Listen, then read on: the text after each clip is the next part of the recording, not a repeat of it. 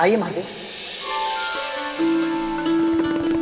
पधारिए माँ, भीतर चलकर जलपान कर लीजिए, यात्रा की थकान मिट जाएगी। मैं तो बस मिलने आई थी और ये देखने आई थी कि सारी तैयारियां कैसी चल रही हैं। पर गरुड़, तुमने तो सब कुछ इतने अच्छे से संभाल लिया कि मेरी तो कोई आवश्यकता ही नहीं। मैं बस चलती हूँ। सखी लक्ष्मी भी मेरी प्रतीक्षा कर रही होंगी। देवी पार्वती, आपसे ही इस बारात की शोभा होगी।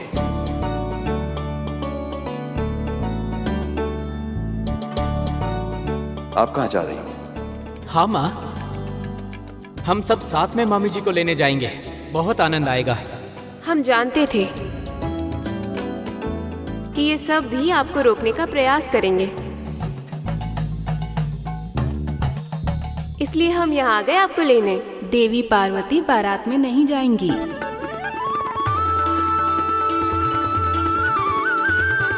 बल्कि उसका स्वागत करेंगी।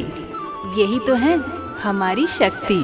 प्रभु, वर को इन झगड़ों में नहीं पड़ना चाहिए। परंतु भैया, जब प्रभु विष्णु और माता लक्ष्मी एक होने जा रहे हैं, तो फिर हम सब पक्ष विपक्ष में क्यों बट रहे हैं?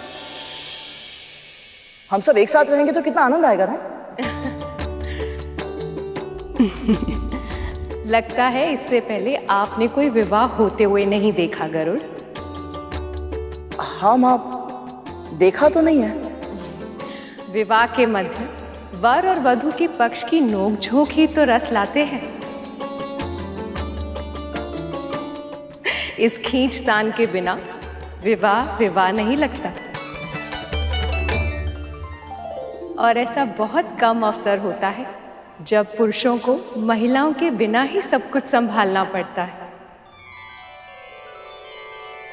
और इसीलिए सारे पुरुष एक पक्ष में और सारी महिलाएं दूसरे पक्ष में। तो फिर ठीक है, जहाँ माँ वहाँ मैं। अरे, हमारे पक्ष के सबसे कर्मठ योद्धा तुम ही हो। तुम्हारे बिना ये युद्ध जीतना संभव नहीं है। तुम्हें तो हमारी ओर ही आना होगा। चलो आओ।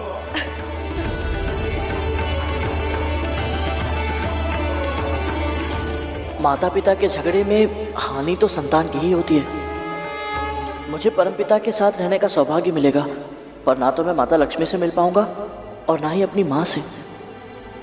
वैसे अब तक तो माँ को निमंत्रण मिल ही गया होगा ना? वो कितनी प्रसन्न होंगी, पर अकेले यहाँ तक कैसे आएंगी वो? मुझे उन्हें लेने जाना होगा। परंतु जाओ भी तो कैसे? यहाँ इतने अतिथि आने वाले हैं और सब कुछ मुझे ही देखना है। तक्षकालिया, मुझे बताओ ना, क्या पहनूं? कौन सा अच्छा, ये वाला या ये अधिक अच्छा है? मुझे तो कुछ समझ ही नहीं आ रहा है। इतने सारे उत्सव होंगे, कौन सी पोशाक के साथ कौन से आभूषण अच्छे लगेंगे? बताओ ना। उन देवियों और दीदी के सामने मेरी चमक फीकी नहीं पड़नी चाहिए। देवी लक्ष्मी की तरह सुंदर लगना है मुझे, सबसे सुंदर। माँ, ये तो सभी एक से बढ़कर एक है। महारानी, ये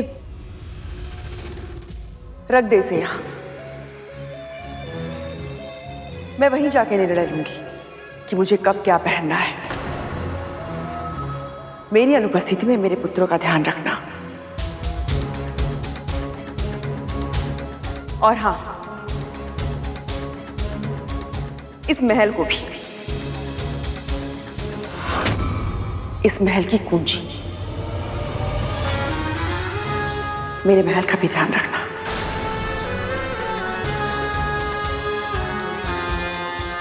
जब तक मैं लौट कर नहीं आती, तब तक तू ही अपनी स्वामिनी। अब तो तू प्रसन्न है ना?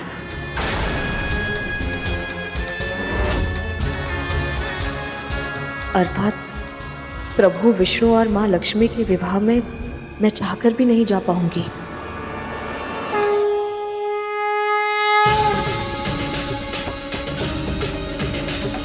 अभी विवाह की रीतियां आरंभ भी नहीं हुई। देखो तो किस प्रकार इनका मुख खिल उठा है। ऐसा प्रतीत होता है कि हल्दी के उपरांत इनके ऊपर से बुरी दृष्टि उतारना अनिवार्य हो जाएगा। देवराज,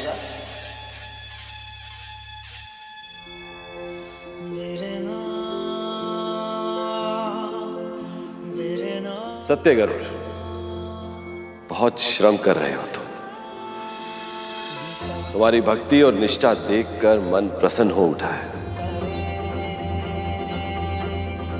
गरुड़, एक और मिलेगा? बस अभी लाया भैया। रुको गरुड़,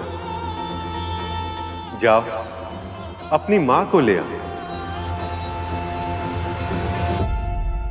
मैं जानता हूं कि तुम यहां रहकर सेवा करना चाहते हो, पर तुम्हारा मन यहां होकर भी यहां रह नहीं पाएगा। इसलिए जाओ, देवी विंता को पहले लक्ष्मी निवास में छोड़ा, तब यहां आ जाना। पर अवश्य जाना करो, नहीं तो हमारा पक्ष खेल आरंभ होने से पूर्ण ही पराजित हो जाएगा। बस अभी गया और अभी आया प्रभु।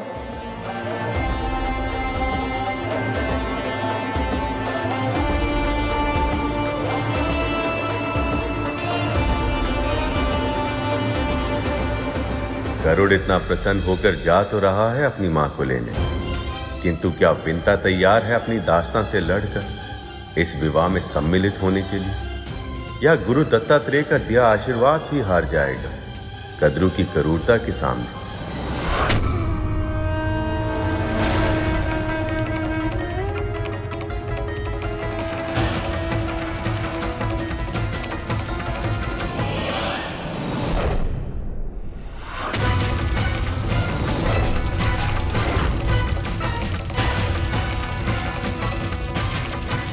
यही तो है वो आत्मविश्वास जिसकी चर्चा भगवान दत्तात्रेय ने की। आप ऐसा कैसे कर सकती हैं? सदैव मैंने यही इच्छा की है कि आपका हित हो। सदैव नारायण से आपकी भलाई का आशीर्वाद ही मांगा है मैंने। पर आप मेरा सुख तनिक भी नहीं देख सकती ना। ये नारायण का विवाह है दीदी, मेरे प्रभु श्री विष्णु का विवाह, और निमंत्रण भेजकर भगवान ने स्वयं अपने भक्त को पुकारा है। आज तो आप चाहकर भी मुझे नहीं रोक सकती।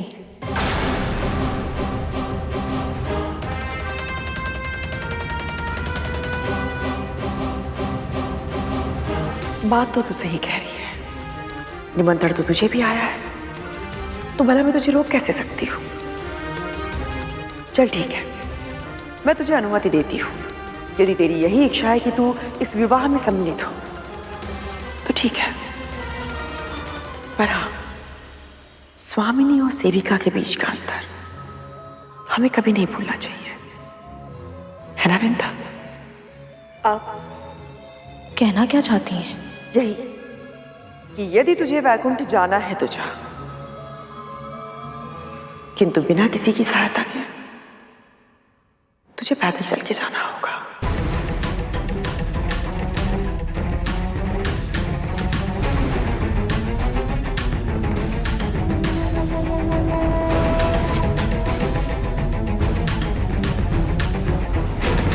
देखा भैया, क्या चाल चली मां ने। ना कहा भी नहीं और कह भी दिया। महारानी,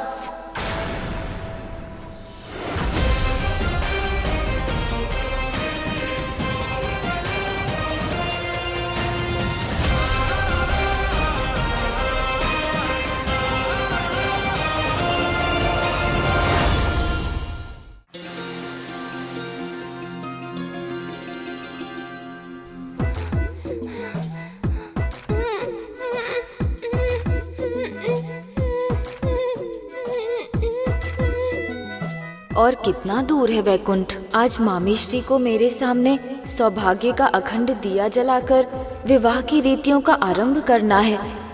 यदि मैं ही समय पर नहीं पहुंचा तो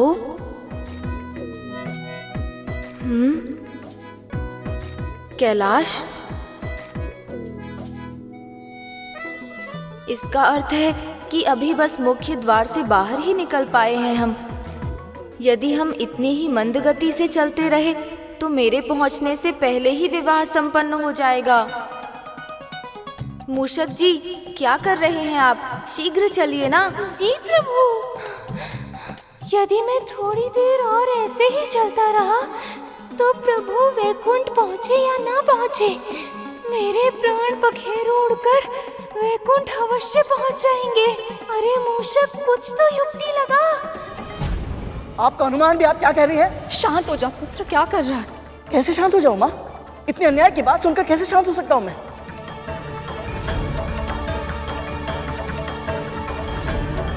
ये अनुचित है, आप भी जानती हैं। कुछ दिन तू प्रभु विष्णु के साथ समय क्या बिता कर आया?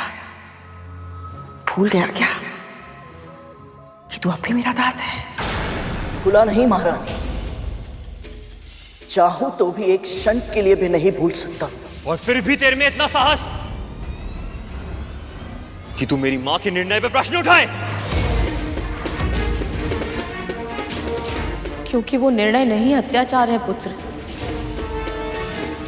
और अत्याचार के विरुद्ध स्वर उठाना इसे मैंने ही सिखाया है।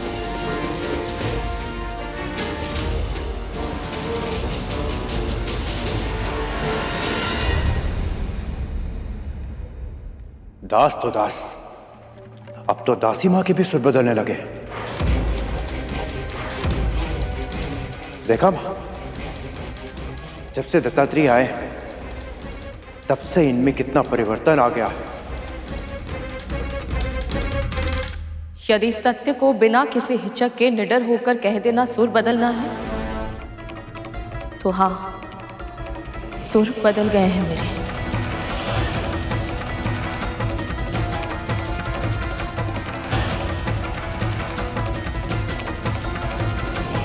प्रत्युत्तर, इतना तो साहस। मैं आपका अपमान नहीं करना चाहती थी महारानी, पर ये तो आप भी जानती हैं कि इतने सारे लोग चलकर पार करना संभव नहीं है। ऐसी अनुमति देने से अच्छा होता कि आप मुझे जाने से ही मना कर देती।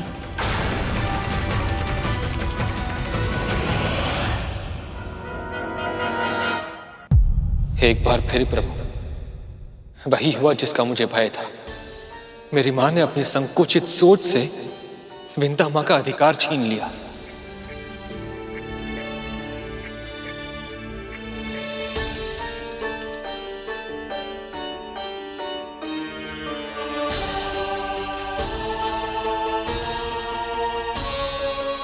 प्रभु, मैं कह रहा था कि मैं सुन रहा हूं शेष,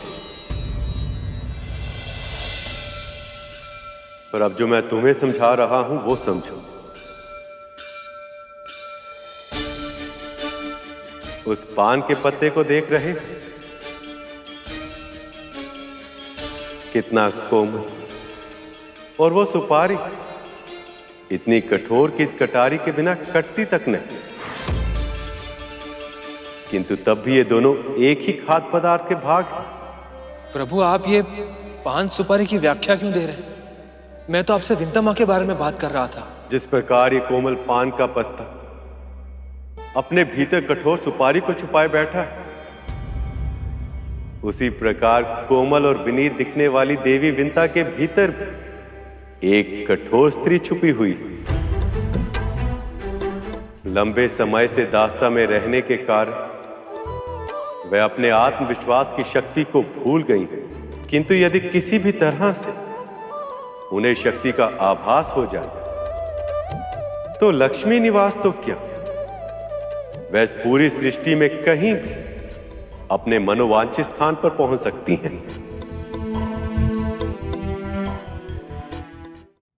ये आपको किस अधिकार से मना कर सकती हैं?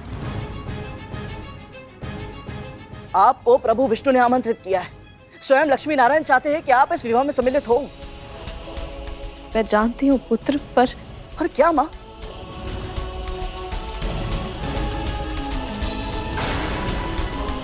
मैं देखता हूं कौन रोकता है मुझे। मैं रोकूंगी तुझे।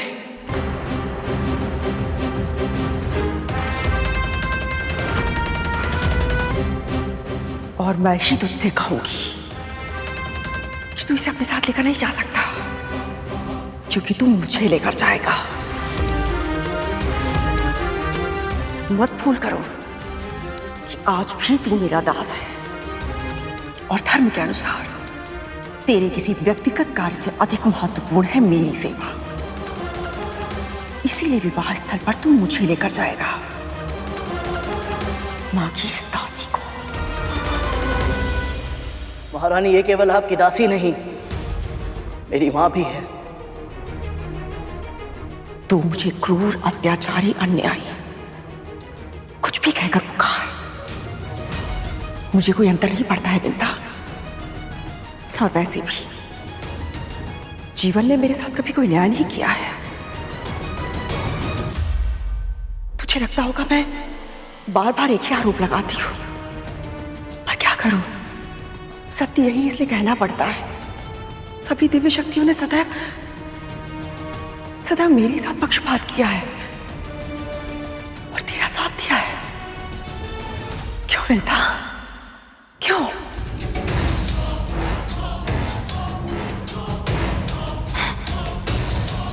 और अब तो भगवान दत्तात्रेय ने भी इस बात को सिद्ध कर दिया है। आशीर्वाद देना तो दूर, उन्होंने मुझे दर्शन तक नहीं दिए। ऐसा क्या है तुझमें जो मुझ में नहीं है? बता ना।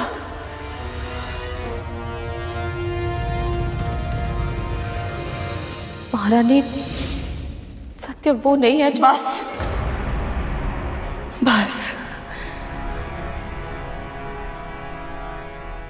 जब से तेरे इस पुत्र ने जन्म लिया है,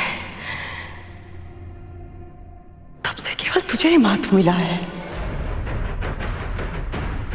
किसी और की बात क्या करूं विंता? हमारे स्वामी महर्षि कश्यप वो तेरे लिए दौड़े चले आए मां कामधेनु को लेकर, ताकि भगवान दत्तात्रेय की सेवा में तुझसे कहीं कोई कमी ना रह जाए।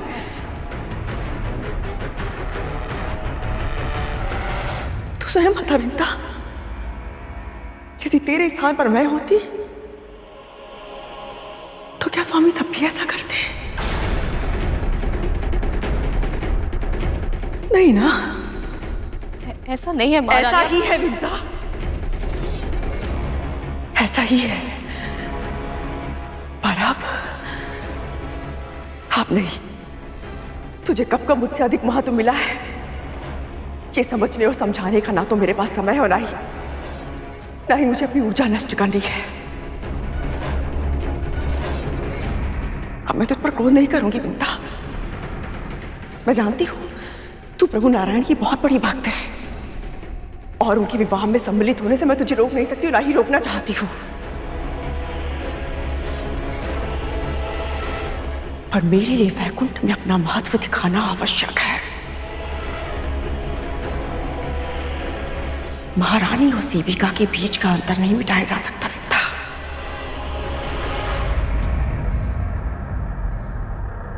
तू स्वयं मुझे बता, इस गरुड़ को अपने साथ किसे लेकर जाना चाहिए, तुझे या मुझे?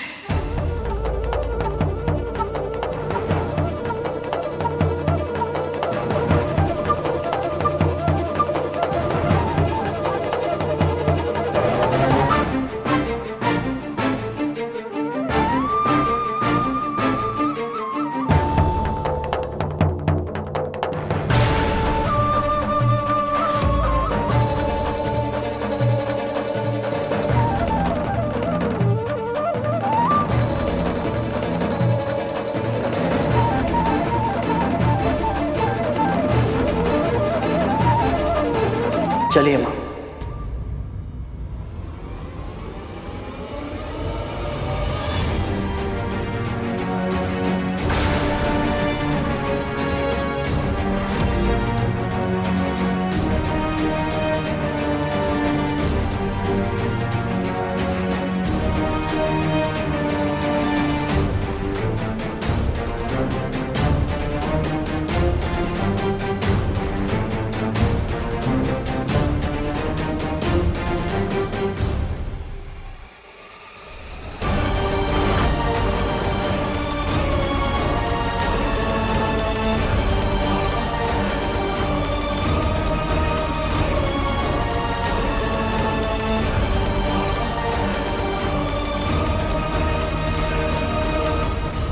भक्तों की पीड़ा स्वयं की पीड़ा से अधिक असहनीय होती है, और यहाँ तो मेरे दो भक्त दुखी हैं, किंतु अब और नहीं। समय आ गया कि अंत हो सभी अत्याचार का। आप ऐसा क्यों कर रही हैं माँ? क्योंकि भगवान दत्तात्रेय के जाने के बाद से दीदी बहुत दुखी हैं गरुड़। मैं उन्हें और दुखी नहीं कर सकती। और आपका क्या? इतने वर्षों से जो दुख आप सहती आ रही हैं उनका क्या?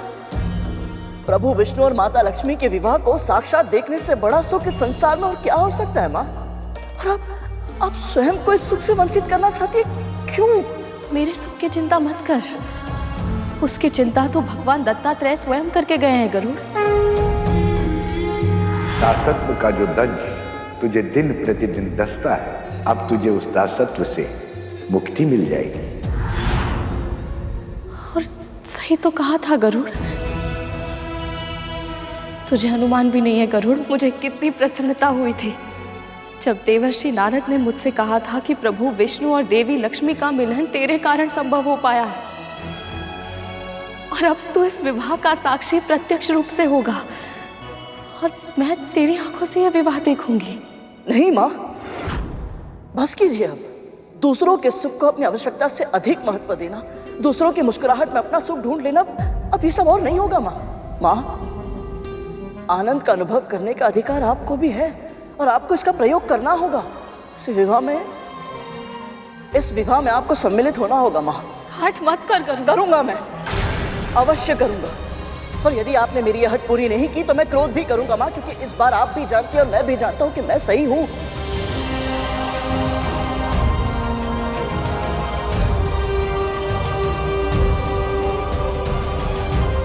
स्मरण है आपको? ये वही माला है माँ जो आपने मुझे पहनाई थी।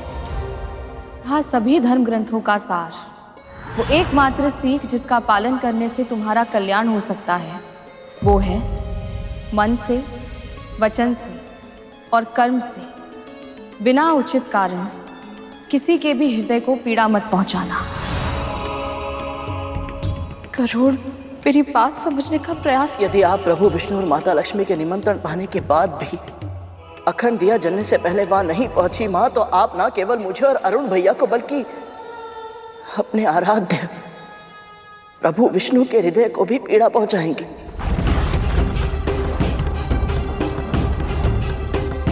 बोलिए माँ, क्या आप अपने दिए संस्कारों को स्वयं ही तोड़ना चाहती हैं?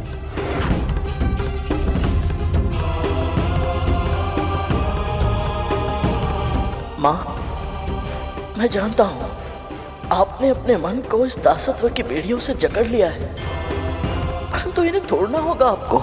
इन बेड़ियों से स्वयं को मुक्त करना होगा।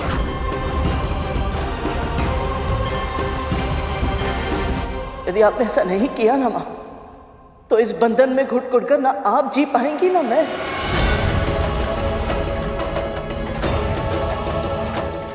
गरुड़,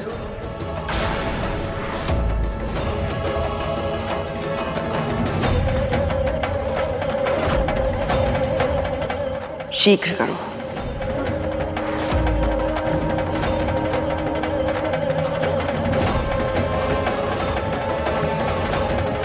वहां आपकी प्रतीक्षा होगी मां, ना केवल मुझे बल्कि लक्ष्मी नारायण को भी। आपको वहां आना होगा मां। अखंड दिया जलने से पहले पहुंचना होगा आपको।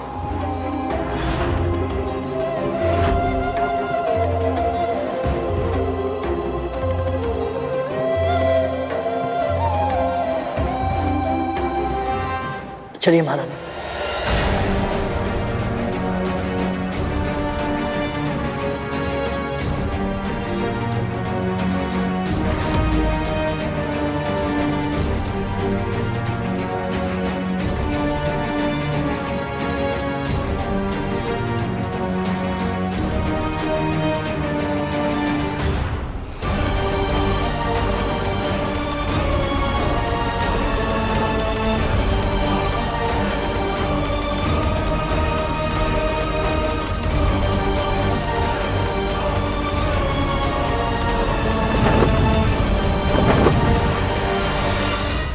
तो दिया मैं वहां पहुंच जाऊं,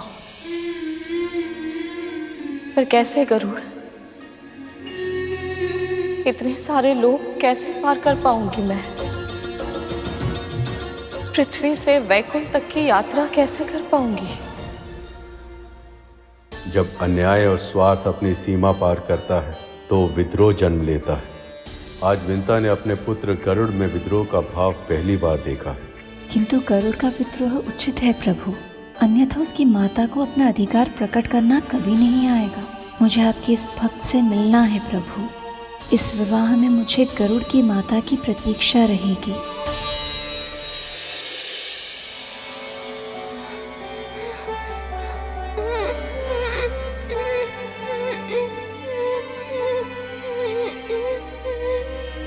और कितना दूर है वैकुंठ। आज मामी श्री को मेरे सामने सौभाग्य का अखंड दिया जलाकर विवाह की रीतियों का आरंभ करना है। यदि मैं ही समय पर नहीं पहुंचा तो?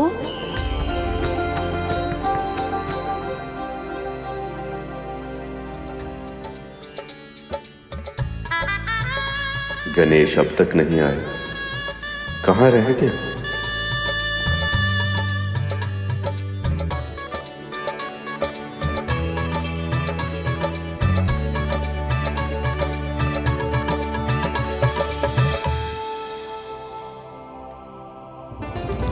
कार्तिकेय,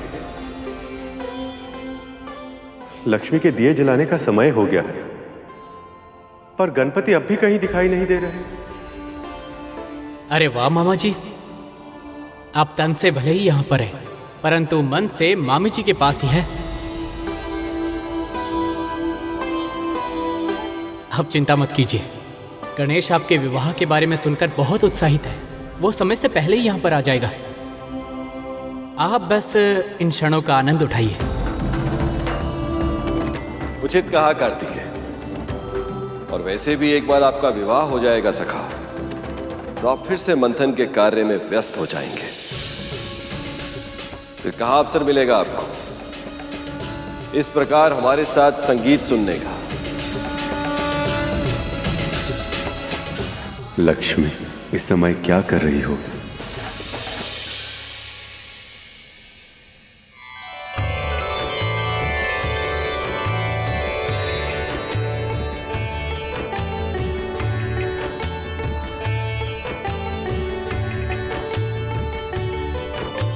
गणपति की मूर्ति तो बन गई जी।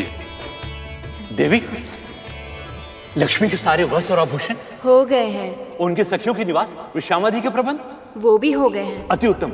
और मीठे में मोदक के साथ साथ बादाम का हलवा, मेवे के पेड़े और... अरे आप धैर्य रखिए, सब हो गया। हो गए? लेकिन आपने इतने शीघ्रता से कैसे कर लिया? आप भूल रहे हैं पिताजी, आपकी पुत्री लक्ष्मी है, और जो मैं चाहती हूँ उसे होने में कितनी देर लगेगी भला? ये अनुचित है पुत्री। मैं समझी नहीं। अपनी पुत्री का विवाह करना मेरा कर्तव्य ही नहीं, स्वप्न भी है। इसलिए सभी कार्य मैं स्वयं करूंगा अपने प्रयासों से। आप बस बैठे रहिए और इन क्षणों को अपनी स्मृति में भर लीजिए। पर पिताजी, अपने पिता का कहा नहीं मानोगी?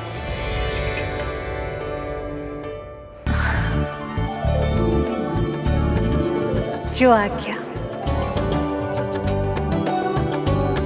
आज आप अखंड दीप जलाएंगी पुत्री, और उसी क्षण से उस समय की प्रतीक्षा आरंभ हो जाएगी जब आप अपने पिता का यह घर छोड़कर अपने होने वाले पति नारायण के घर जाएंगी।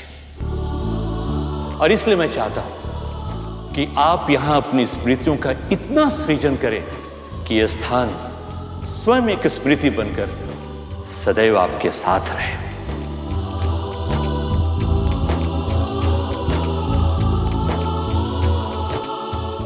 पुत्री, मैं अभी आया।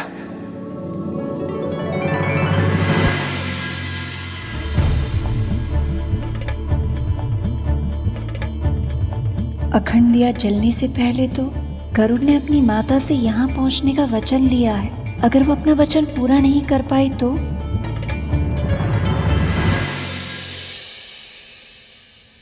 किसकी प्रतीक्षा कर रही हैं सखी?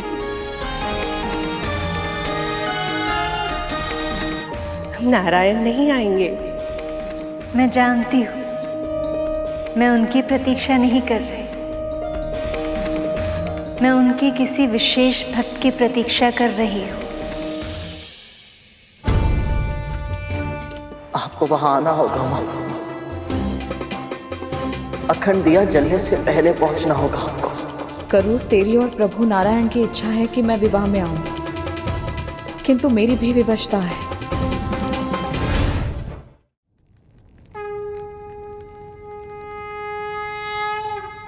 आपने तो मुझे सुखी होने का वरदान दिया था ना भगवान। मेरे भाग्य में इतना ही सुख लिखा था। ऐसा नहीं है विमाता।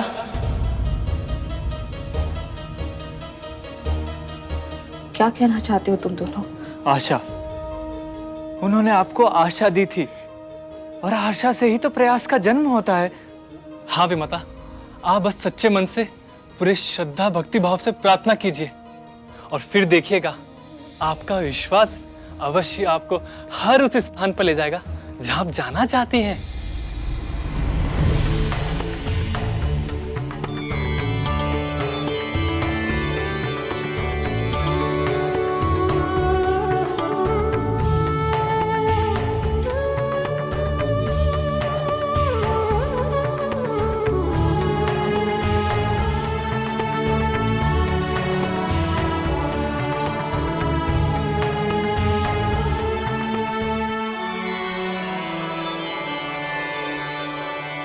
जब सारा संसार ही आपके चरणों में है, तो ये 7 लोग अवरोध कैसे बन सकते हैं? और आपने मुझे निमंत्रण भिजवाया था ना। इसका अर्थ ये है कि आपकी इच्छा है कि मैं आपके विवाह में सम्मिलित हूं, और प्रभु आपकी इच्छा का उल्लंघन करने का सामर्थ्य कद्रू दीदी तो क्या,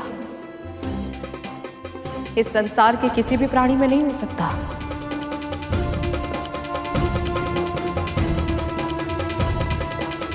कद्रू दीदी ने मुझे चुनौती दी है, तो आपने मुझे अपनी भक्ति की शक्ति दी है। अब प्रश्न है मेरे संस्कार, मेरे पुत्र के विश्वास और मेरी आस्था का प्रभु।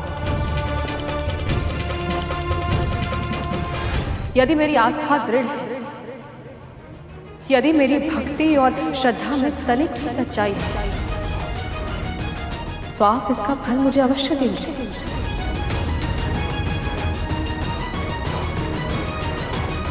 आप स्वयं मुझे पहुंचाएंगे मां लक्ष्मी तक।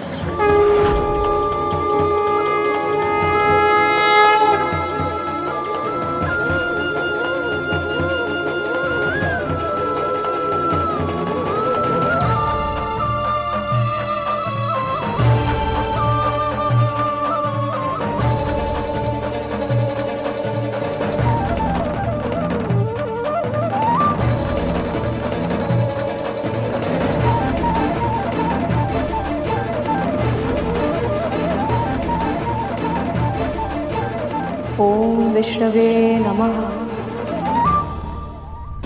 मानती हूं तुझे प्रभु विष्णु के पास पहुंचने में अधिक शीघ्रता है। ऐसा तो है नहीं कि तू मुझे छोड़कर अपनी मां को पृथ्वी लोक से लेने जाएगा। गति धीमे कर, मुझे सारे लोग बहुत अच्छे से देखने हैं। जी मां। ओम विष्णवे नमः। ओम विष्णवे नमः। ओम विष्णवे नमः। ओम विष्णवे नमः।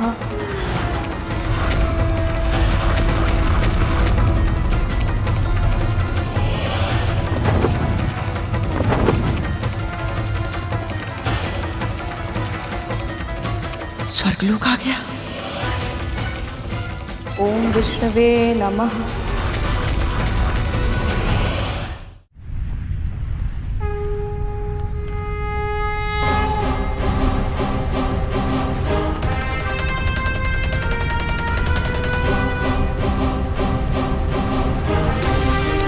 विंता,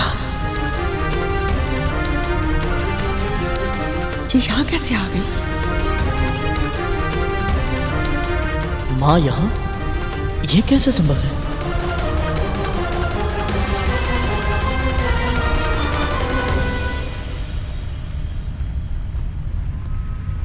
शिथिल हो गया है क्या? मेरी दासी मुझसे पहले नहीं पहुंच सकती। गति बढ़ा।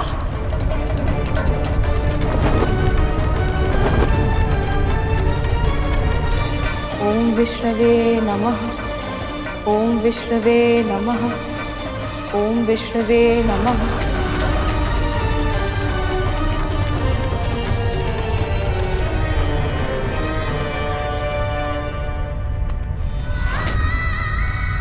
माँ यहाँ भी?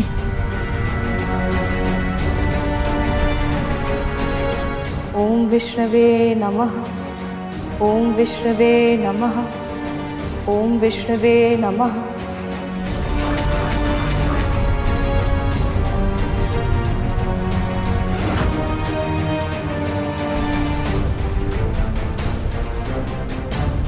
विंता की गति गरुड़ की गति से भी अधिक कैसे हो सकती है? पर ये विंता थी भी या मेरे मस्तिष्क की शंका मेरे साथ कोई खेल खेल रही है? ओम विष्णवे नमः। ओम विष्णवे नमः। ओम विष्णवे नमः। तू जानबूझकर धीरे चल रहा है ना? गति बढ़ा। असंभव है, आपके प्राण संकट में आ जाएंगे। मैंने कहा ना तुझसे, गति बढ़ा।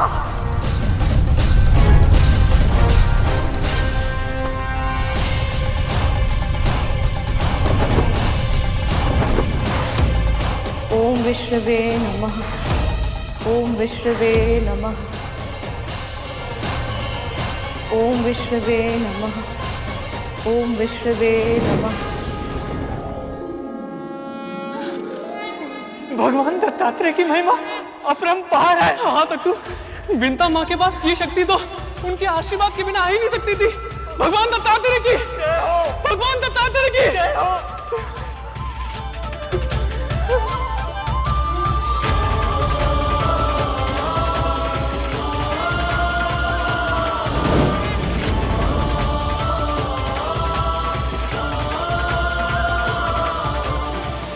महान है विंता की भक्ति और प्रभु की लीला।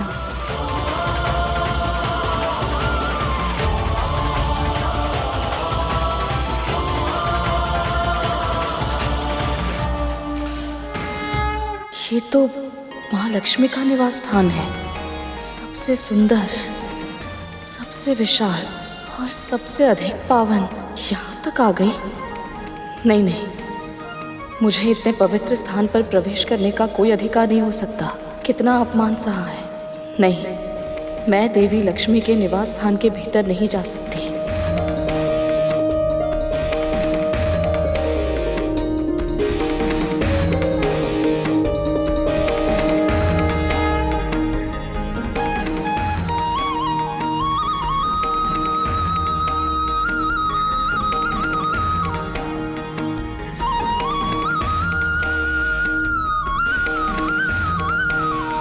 गरुड़ की माँ,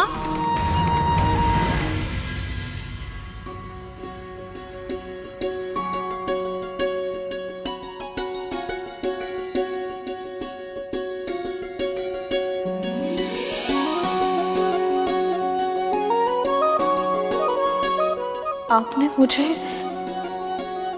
गरुड़ की माँ कह के पुकारा? मैं देवराज इंद्र की पत्नी हूँ, शची। और मैं रंभा। भीतर चलिए ना। देवी लक्ष्मी कब से आपकी प्रतीक्षा कर रही है।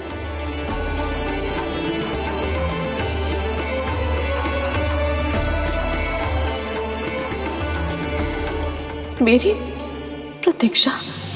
हाँ विंता, उस भक्त की प्रतीक्षा जिन्हें स्वयं नारायण यहाँ तक ले आए। ऐसा भाव, ऐसे भक्त की प्रतीक्षा भला कोई क्यों ना करे। सत्य कहा आपने लक्ष्मी। ऐसी भक्ति के आगे तो स्वयं भगवान भी झुक जाएं। और गरुड़ की निराशा मुझसे देखी नहीं जाती। अब आएगा लक्ष्मी नारायण के विवाह में उत्साह का रंग।